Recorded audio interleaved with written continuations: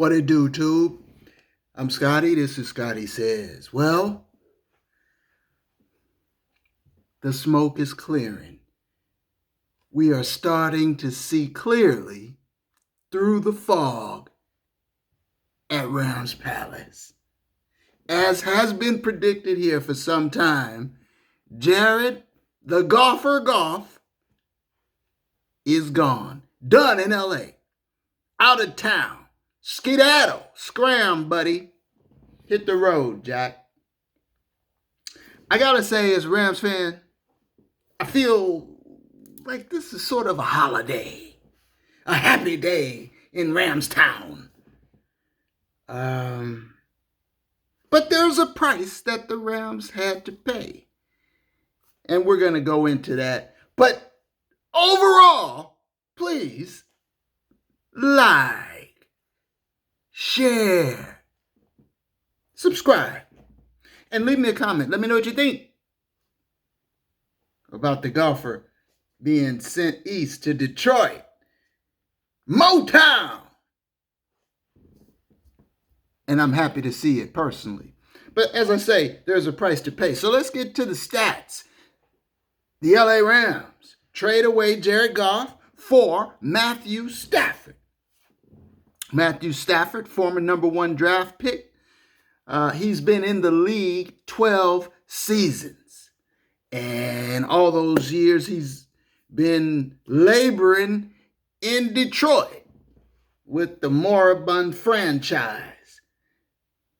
The Lions, that's sort of like Siberia in the NFL. So I'm going to be going over the numbers because on the surface, Matthew Stafford and Jared Goff's numbers are pretty close. When you discount the years differential that they've been in the league. But if you balance for the amount of time they've been in the league, the numbers are pretty close. But here's the thing. Matthew Stafford has been spending his talents in Detroit. Jared Goff has been twiddling his thumbs in LA. The LA system with Sean McVay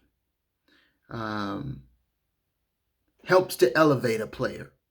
And we've seen with Jared Goff, I believe, the highest elevation. 2018, that Super Bowl season. The highest elevation was that Kansas City game. That legendary KC Rams game, the Mahomes shootout that was moved from Mexico City to LA. That game where the golfer got the victory. He got the dub. Beat Mahomes. What was it, 51-48 or some crazy score like that? But that was the mountaintop for the golfer.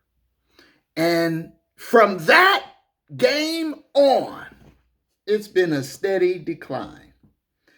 Now, along the drop, along the descent, let's need the riverboat gambler who sprinkles draft picks like Skittles and candy, like Santa at Christmas. Les Snead, in his baffling wisdom, elected to pay Jared Goff a king's ransom instead of letting him play out his rookie deal. And that bumbling error by the Sneedster is what has gotten the Rams in this precarious predicament in large measure. But I digress. Point being, Jared Goff has had an opportunity to play in a very efficient, effective, forward-thinking system. Innovative. And he's maxed out. He's hit the ceiling. Meanwhile, Stafford has been toiling away in random systems. This last system with Patricia. So The numbers don't tell the full story, I don't believe. And I think most people, the experts, would agree that the Rams have definitely, absolutely, and unequivocally upgraded at quarterback on this day. A great day in LA. Here are the numbers. And we can go down the list.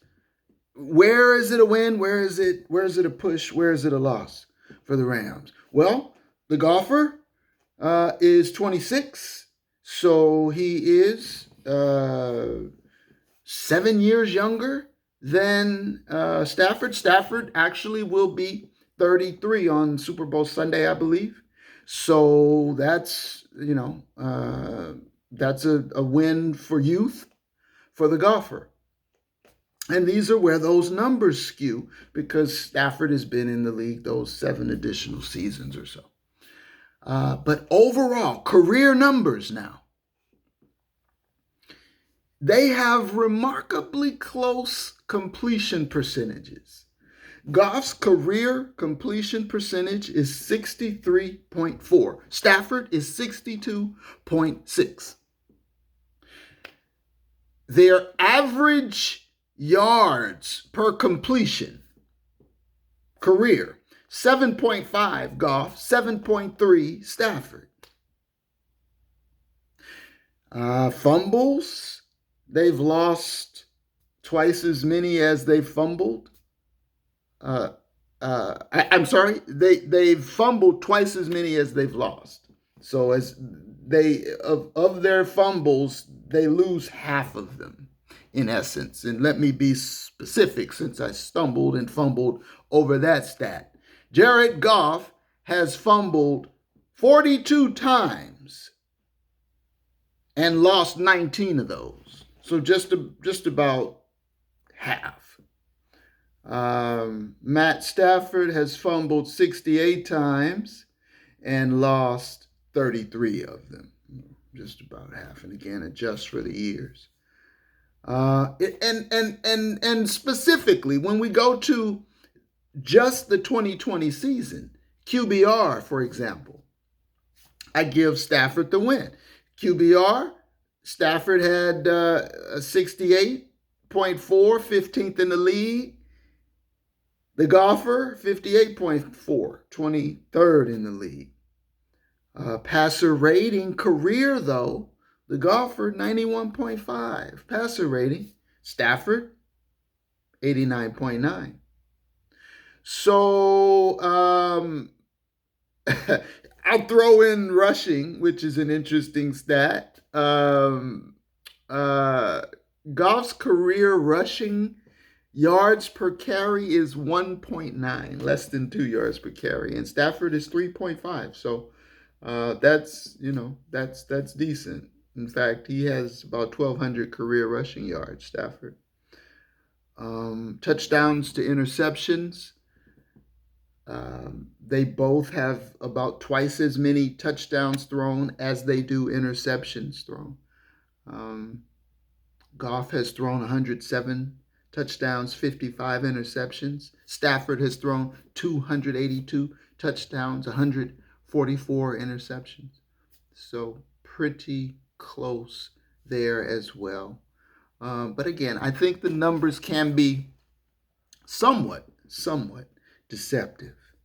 So the question comes to mind. Are the Rams done? Is that it? And maybe it is.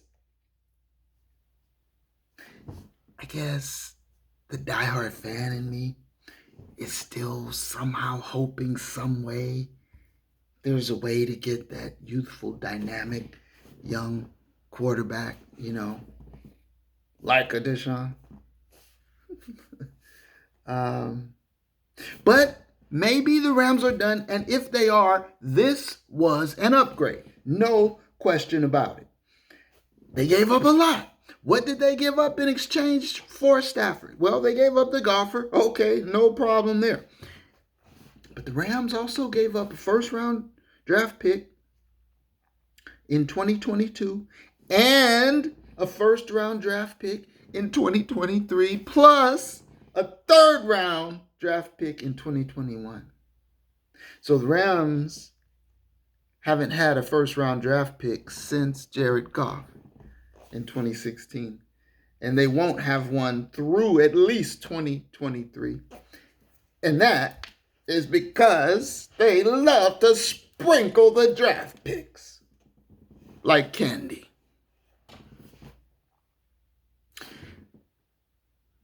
But this was a salary dump, folks. I mean, let's face it, that blunder in paying Goff that king's ransom had to be addressed somehow. They had to get that salary off the books, and Detroit was willing to take the golfer and that salary. So in exchange for losing the golfer and that salary, they had to throw some picks. And honestly, as I have mentioned in other videos, and I'll link in the description below. Why do they always say down below? That's so redundant. Well, if the description is down or if it's below, then why is it down below? It's down or below. I'll link the video in the description below. But as I've said in many a video, or in several, I've only made, this is episode 9, I believe. All sports. I think I'm going to do a 10-pack of sports. And then I think I'm going to do a 10-pack of politics, current events, and a 10-pack of science. Okay, so I get ahead of myself. What's in it for Detroit? Well, Matt Stafford was leaving anyway. So there's that. So they, for them, it's maximize the fact that he's leaving. How do you do that? Well, you want to get draft picks. Okay, we've just gone over that. They got draft picks. But do you really want Goff? Do you believe in him? Well, it just so happens that the Detroit Lions' new general manager is a guy named Brad Holmes. And Brad Holmes, prior to being the new GM in Detroit, was director of scouting, college scouting, for the LA Rams the past 8 years. In fact, Brad Holmes scouted Jared Goff. Knows him well. So, what is Brad Holmes thinking? Is he doing a solid for McVay and Snead and the organization?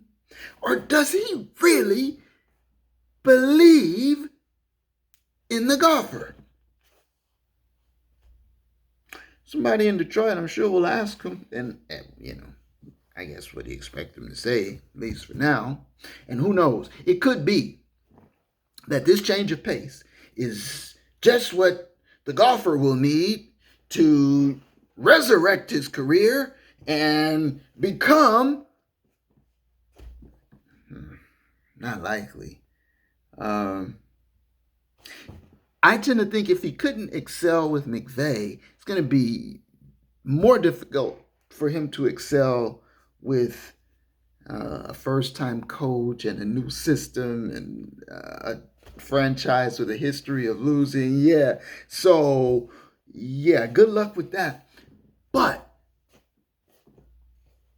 this makes the Rams players under the salary cap moving forward in 2022.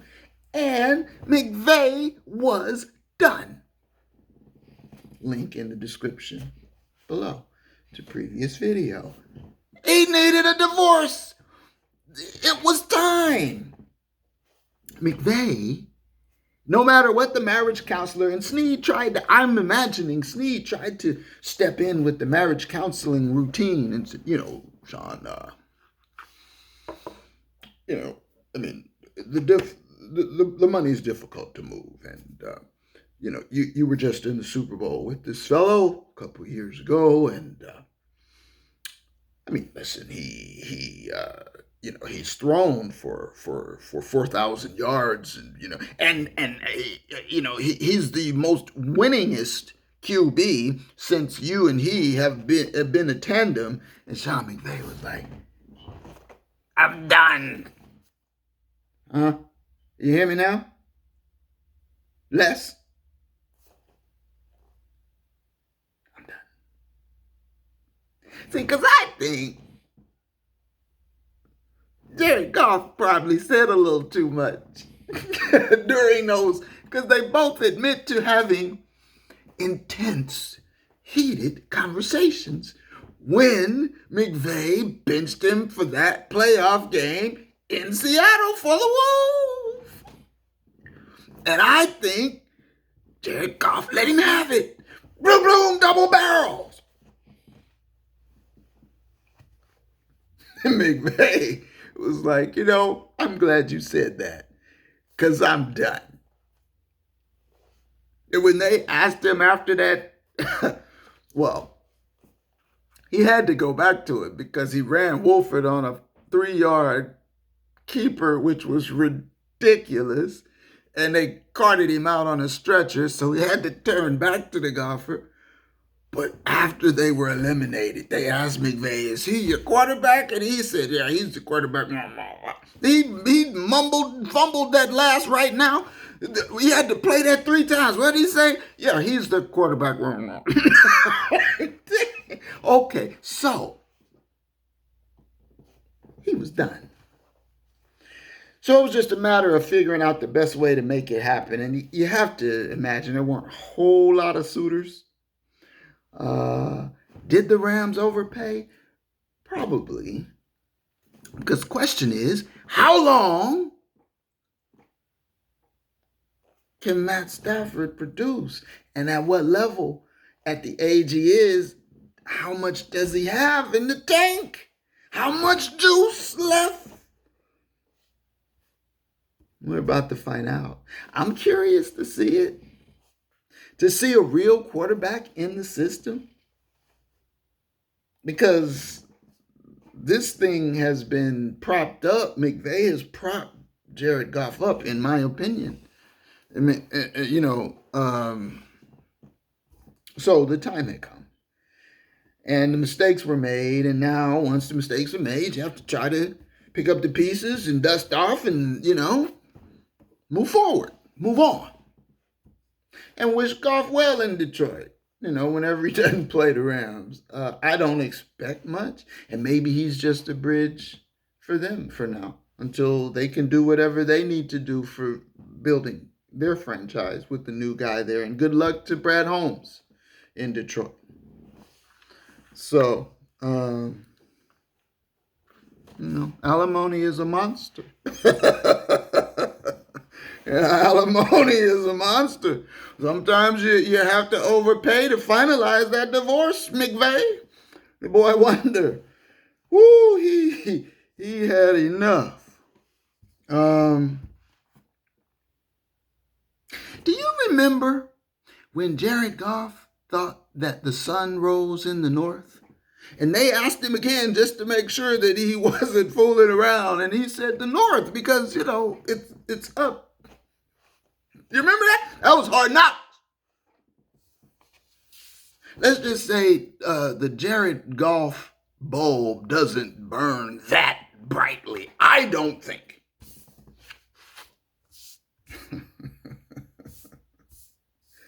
Is the willing and the dealing done? Is the intrigue at the palace a wrap? I'll tell you this. The Rams are a better team today than they were yesterday. What's the date, Les Snead? Yes, indeed. And if for the next 3 years, if Stafford plays well, if the Rams get a chip, then this whole draft pick scenario was well worth it. But the concern remains, are the Rams building their foundation on the sand? Sprinkling picks so many on older guys that are around for a couple of years. How long will Stafford really be around as a Ram? Be able to play at a high level? You know, he's had injury issues, don't forget. He's an older fellow, don't forget. So maybe that first year he might really ball out, but they'll still be sprinkling picks in 22. And in 23, still sprinkling. Will he be sprinkling touchdowns while they're sprinkling picks? Stay tuned. Scotty says like, share, subscribe. Intrigue at Rams Palace. It's going to be fun to watch. One love.